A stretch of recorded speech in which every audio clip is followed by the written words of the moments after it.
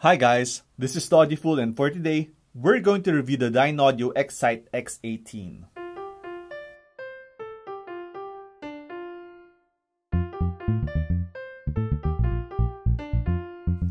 I compared it to the KEF LS50s and the Elac debut reference DBR62s, and what I like the most about the Dynaudio X18s is that the bass is just fantastically controlled and sounds just right, not being too little nor too much. The highs are also quite well done, although slightly rolled off early for my taste. They do sound precise and detailed with the right amount of bite. They're dynamic and punchy and sound really clean, and they're just like your girl next door, dainty and polite. What I don't like about the Dynaudio X18s is that the mids are a bit too thin and placed too much at the back, especially when compared to the KEF LS50s, but this is subjective and perhaps some people might find the LS50s to be too forward and too thick. Of course not. Another thing I don't like is that the instruments sound clean and clear, but they're shoved up at the back without any conductor, and they lack a little bit of cohesion, that little something that would gel them together. Quite the antithesis of the addicting Dali rhythm. But again, this is subjective, and perhaps the reverse is true for some people, that the Dalis are the mess and the Dynaudio is addicting. Of course not.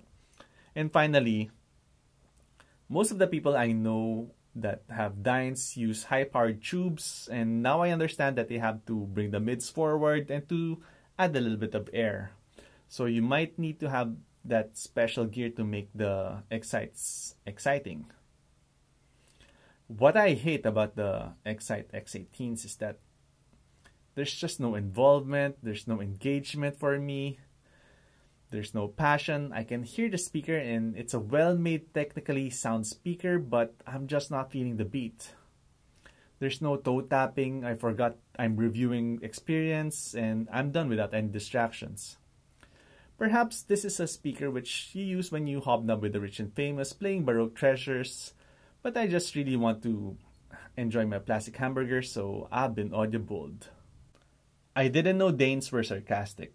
If you want to watch more details on how the Dynaudio X18s compare to the KEF LS50s and the Elac debut reference DBR62s, please keep on watching.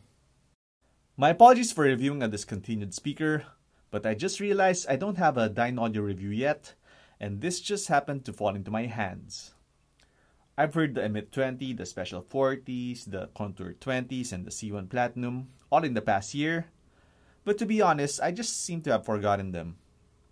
The C1 Platinum was being offered to me at 50% off, and while it was nice, there just wasn't a wow factor that made me want to spend $4,000, and I was afraid I'd still want the Epicons. In fairness though, I did try out the Epicons and wasn't convinced as well.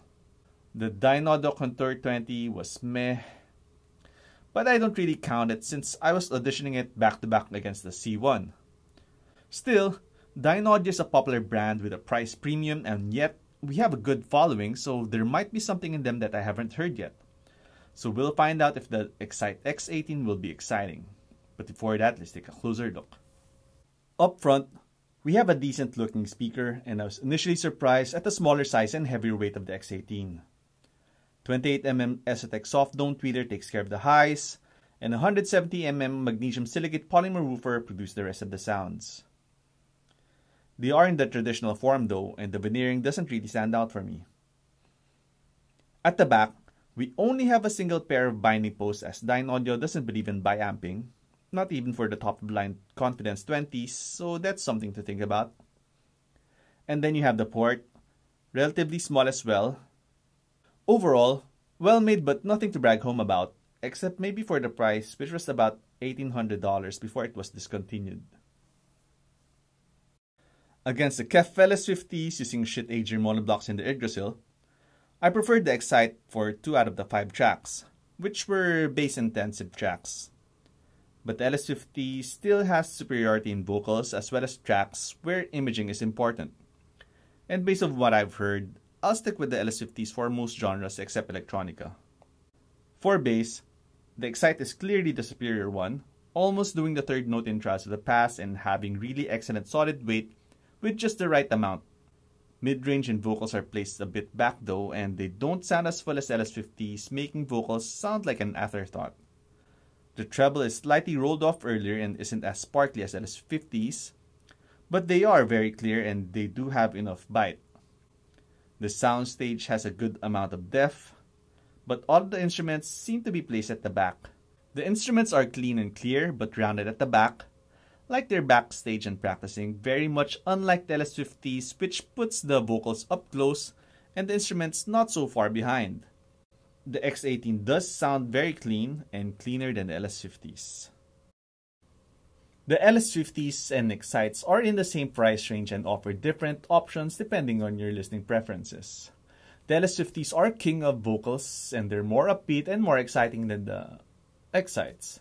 The X18s are controlled and precise, and while they offer superior bass and treble, they're also more tame and a bit boring, at least for my gear and preferences. So there's no doubt in my mind I would go for the LS50s over the X18s, unless you really want it super laid back, or maybe have aggressive forward sounding gear like maybe say the Name Night 5SI or something. Next, we have the Elac debut reference DBR62, quite a bit cheaper than X18s, but my current favorite bang for the buck speaker at $600. For my test tracks, the results are similar to the LS50s and I actually prefer more songs in the Elacs, and that goes as well for music genres where I think the X18s would only be better in electronica and other bass-laden tracks. Starting with bass, the X18 is 2 leagues ahead of the Elacs, offering grippy, unbloated bass that the Elacs really can't keep up with. Mid-range is quite close, though the Elacs are more forward and a bit thicker in tone, particularly in piano and guitar notes. There's a bit more overhang which makes the X18 sound more accurate. Vocals sound a bit thin in the X18s and not quite as luscious as the Elacs. The highs are so much better in the X18s, offering more detail and clarity. With soundstage, however, the X18s have the sounds coming from the back and they just don't give the same pleasure as having it come from the front. No question in clarity, but I just don't get the rhythm of the X18s. I would rate the X18s technically superior in most aspects, and no one would mistake the Elacs to be the better speaker. That said, I really find it hard to get engaged with the X18s, and I simply just have more fun with the Elacs despite being the inferior speaker. Again, this all boils down to your listening preferences and how you would like your music to be presented, so please audition as much as possible and just go for what you like. Thank you for watching. I hope you enjoyed this video. If you have any comments or suggestions, just write them down below. See you in the next video.